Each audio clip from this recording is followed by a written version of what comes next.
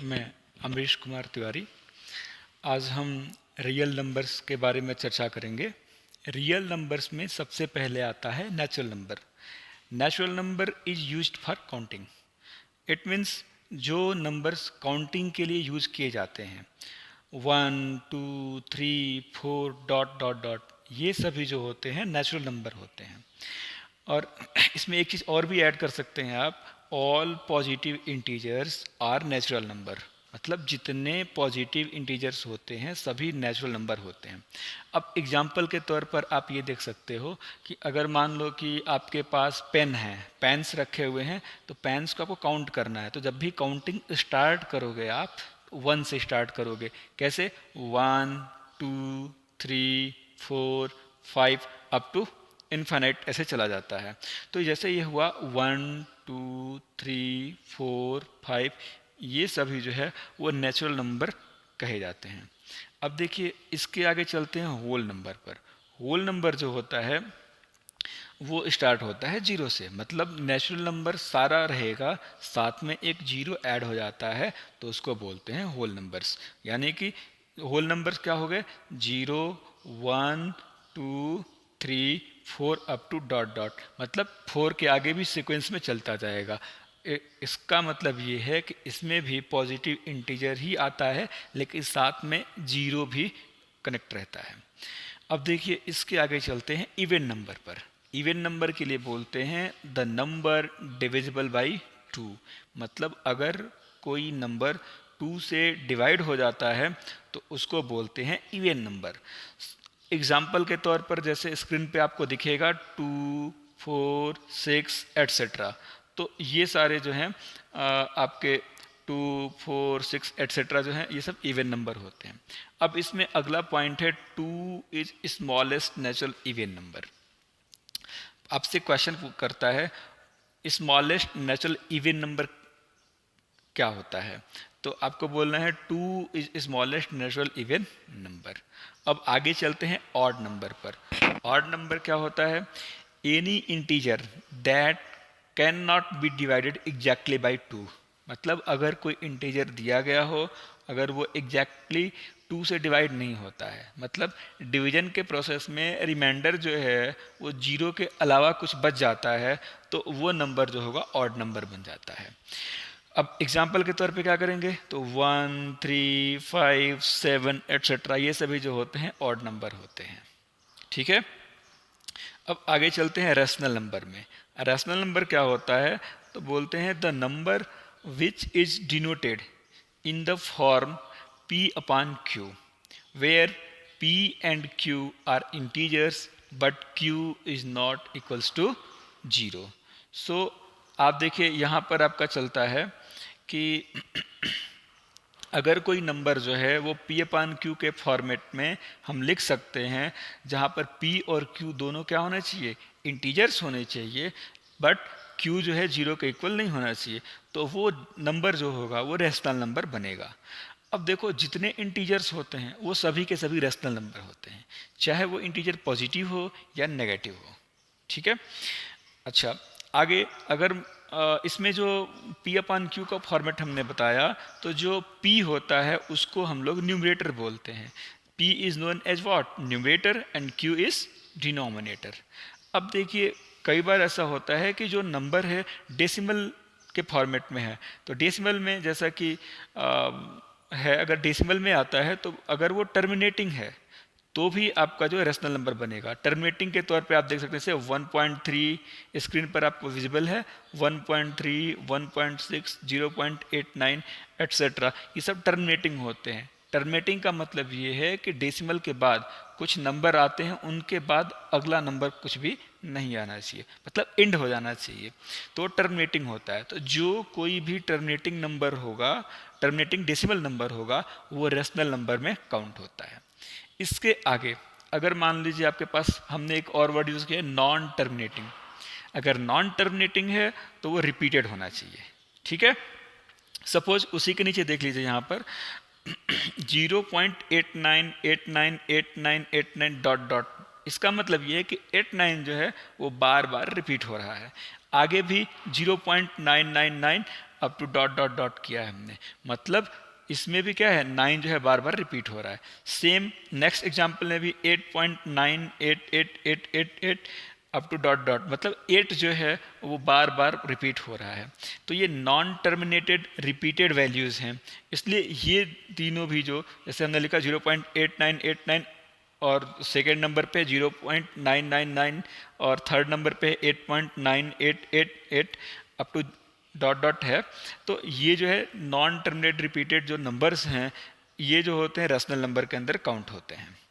अब देखिए रिपीटेड में एक चीज़ ध्यान रखना है आपको कि सीक्वेंस चेंज नहीं होना है। सपोज जैसे देखो यहाँ पर हमने लिखा है 9.89, फिर उसके बाद से 089 है, लेकिन फिर जो दूसरा 89 मतलब जो थर्ड नंबर पे 89 है इसके बीच में कोई गैप नहीं आया है, तो इसमें रिपीट 89 तो हो रहा है लेकिन सीक्वेंस सेम नहीं रह रहा है, इसलिए ये रेशनल नंबर नहीं है। ठीक है, अब देखिए इसके आगे चलते हैं। रेशनल नंबर अगर नहीं है तो क्या होगा, वो फिर वो इरेशनल नंबर होगा। इरेशनल नंबर क्या होता है, तो ठीक रेशनल नंबर का अपोजिट होगा। सपोज जैसे हमने रेशनल नंबर बोला था denoted in the form p upon q, तो इसमें लिख बोलना है the number which can not denoted in the form of p upon q। तो पहला ये हो गया। सेकेंड नंबर पे आता है जैसे उसमें था टर्मिनेटिंग, तो नॉन टर्मिनेटिंग होना चाहिए। इसमें क्या था रिपीटेड, तो नॉन टर्मिनेटिंग में नॉन रिपीटेड वैल्यूज जो होती हैं वो इरेशनल होती हैं। अब देखिए एग्जाम्पल के तौर पे जितने रूट वाले नंबर होते हैं, मैक्सिमम रूट वाले जो नंबर्स होते हैं वो इरेशनल होते हैं। पाई ई ये भी इरेशनल नंबर होते हैं। अब पाई जो है वो भी इरेशनल कैसे होता है आप प्रीवियस क्लासेस में पढ़ चुके हैं। ई जो होता है इरेशनल नंबर है, इसको आयलर इरेशनल नंबर भी बोलते हैं। क्या बोलते हैं ई को, आयलर इरेशनल नंबर। अब यहाँ पर देखिए हमने जैसे बोला कि रूट वाले जो भी नंबर्स होते हैं, लेकिन एक चीज़ का ध्यान रखना है कि अगर रूट वाला जो नंबर है उसको सॉल्व करने पर कोई इंटीजर आ जाता है या रूट हट जाता है, तो जैसे √4 इसकी वैल्यू कितनी होगी 2, तो ये जो √4 होगा वो इरेशनल ना होकर के क्या होगा बल्कि रेशनल में काउंट होता है। ठीक है, मतलब आपको रूट तो देखना ही है, साथ में ये भी देखना है कि सॉल्व करने पर कहीं रूट का रोल होता है कि नहीं होता है। अगर सॉल्व करने पर रूट रह जाता है तो इरेशनल, अगर रूट हट जाता है तो बन जाता है रेशनल बन जाता है। ठीक है, मतलब रूट के साथ रहता है तो इरेशनल और रूट के बिना रहता है तो रेशनल होगा। अब देखिए जैसा कि चैप्टर का नाम है रियल नंबर, तो रियल नंबर जो होता है, अब जो भी ये आपका रेशनल और इरेशनल नंबर का जो कम्बिनेशन होता है, मतलब जितने रेशनल नंबर हैं जितने इरेशनल नंबर हैं सबको हम लोग मिला दें तो बन जाएगा आपका रियल नंबर। ठीक है, अब देखिए इसमें एक पॉइंट लिखा हुआ है, ये काफ़ी इंपॉर्टेंट पॉइंट है। जैसे नंबर लाइन लेते हैं आप, नंबर लाइन पर जो है आप जैसे 7th क्लास प्रीवियस क्लासेस में आपने सबसे पहले नंबर लाइन बनाया होगा, उस पर इंटीजर्स को डिनोट किया होगा, फिर रेशनल नंबर कैसे उस पर डिनोट करते हैं वो दिखाया होगा, फिर आपने प्रीवियस क्लास में इरेशनल नंबर जैसे रूट वाले जो नंबर होते हैं उनको कैसे उस पर शो करते हैं ये भी आपने देखा होगा। अब देखिए तो ये कहता है कि नंबर लाइन पर जो रियल नंबर होता है वो यूनिक पॉइंट को डिनोट करता है। ठीक है, मतलब एक रियल नंबर के लिए यूनिक पॉइंट ही नंबर लाइन पर होगा, उस रियल नंबर के दूसरा पॉइंट हम डिनोट नहीं कर सकते हैं। इसका कन्वर्स पार्ट भी ट्रू होता है, मतलब हर एक पॉइंट जो है वो यूनिक रियल नंबर को रिप्रेजेंट करेगा। ठीक है, अब देखिए जस्ट इसके बाद चलते हैं हम लोग प्राइम नंबर पर। ठीक है, जैसा कि ये प्राइम नंबर है, प्राइम नंबर के लिए बोलते हैं a number is called a prime number if it has no factor than 1 and the number itself. मतलब अगर कोई नंबर ऐसे है कि कोई नंबर इस प्रकार से है आपके पास कि आप जो है उसका फैक्टर 1 और इटसेल्फ के अलावा दूसरा कोई ना हो। सपोज मान लो कि 2 है, 2 का फैक्टर क्या होगा? 1 एंड 2। एक तो 1 हो गया और दूसरा इटसेल्फ 2 हो गया। आगे चलते हैं 3 पर। 3 का फैक्टर 1 एंड 3, तो एक फैक्टर हो गया 1 और दूसरा क्या हो गया? 3। अब आते हैं 5 पर। तो 5 में क्या हो गया? 1 एंड 5। 7 पर 1 एंड 7। तो इस तरह के जो नंबर होते हैं वो प्राइम नंबर में होते हैं। मतलब सिंपल सा फंडा है आपको उसका कि इसका 2 ही फैक्टर होना चाहिए, एक तो 1 और दूसरा इटसेल्फ। इसके अलावा अलग और कोई फैक्टर नहीं होना चाहिए।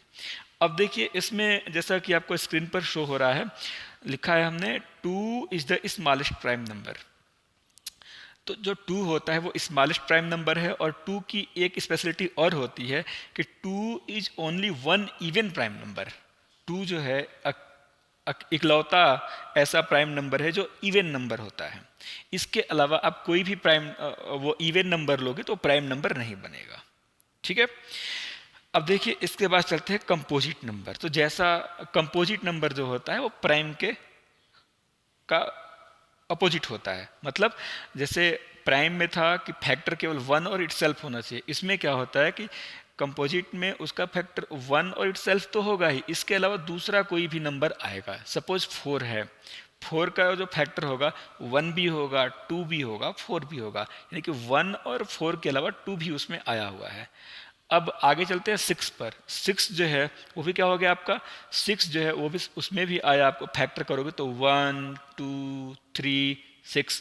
तो इसमें जो है 1 और 6 तो आया ही, साथ में 2 और 3 भी आ रखा है, तो इसलिए 6 भी जो होगा वो क्या हो जाएगा? Composite number. मतलब अगर कोई नंबर है उसको जो है फैक्टर करने पर 1 और इटसेल्फ के अलावा कम से कम एक कोई भी एक नंबर आता है, या एक से ज़्यादा भी हो सकता है फैक्टर होता है, तो वो बनता है कंपोजिट नंबर। अब देखिए दो वर्ड्स हैं जैसे लेमा और एल्गोरिदम। लेमा और एल्गोरिदम में क्या होता है? दोनों में कुछ डिफरेंस होता है। लेमा जो होता है उसको बोलते हैं a lemma is a proven statement used for proving another statement. मतलब पहले से प्रूव्ड कोई स्टेटमेंट होगा, उसके बिहाफ पर हम दूसरा स्टेटमेंट प्रूव करते हैं। सपोज आप प्रीवियस क्लासेस में थ्योरम्स पढ़ रखे हैं, तो आपने देखा होगा कि थ्योरम्स का जो पहले थ्योरम प्रूव हो चुके हैं उनका यूज करके हम लोग क्वेश्चन सॉल्व करते थे, या उनका यूज करके अनदर थ्योरम भी प्रूव करते थे। तो जो पहले वाला थ्योरम हो गया, मतलब पहले वाले थ्योरम का जो स्टेटमेंट हो गया, वो बन जाता है लेमा। ठीक है, मतलब जिसकी हेल्प से दूसरे वाले को प्रूव करते हैं वो बन गया आपका लेमा बन जाता है। ठीक है। अब देखिए इसके पास आता है एल्गोरिदम। एल्गोरिदम क्या होता है? तो एल्गोरिदम जो होता है वो प्रोसीजर होता है। सपोज देखिए आपके स्क्रीन पर शो हो रहा है, N algorithm is a procedure formula for solving a problem based on conducting a sequence of specified action. Suppose अगर मान लो कि आपको चाय बनाना है, चाय बनाने के लिए क्या करोगे आप? पहले एक पतीला लोगे, चाय पत्ती लोगे, शुगर लोगे, और आपको चाहिए गैस। तो उसके बाद से क्या करोगे आप? उसके बाद से पतीले में थोड़ा सा आपने वाटर ले लिया, और उसके बाद से क्या किया? उसमें आपने वो टी लीव्स मिला लिए और उसको बॉयल कर लिया, आपका एक तैयार हो गया। उसके बाद से जैसे भी आपको इसको सर्व करना है उसके लिए आप क्या करते हैं? उसमें आप जो है साथ ही साथ शुगर मिक्स करते हैं, साथ में मिल्क वगैरह। तो ये सारा जो प्रोसीजर होता है, अगर स्टेप वाइज इसको लिखते हैं तो वो बनता है आपका एल्गोरिदम।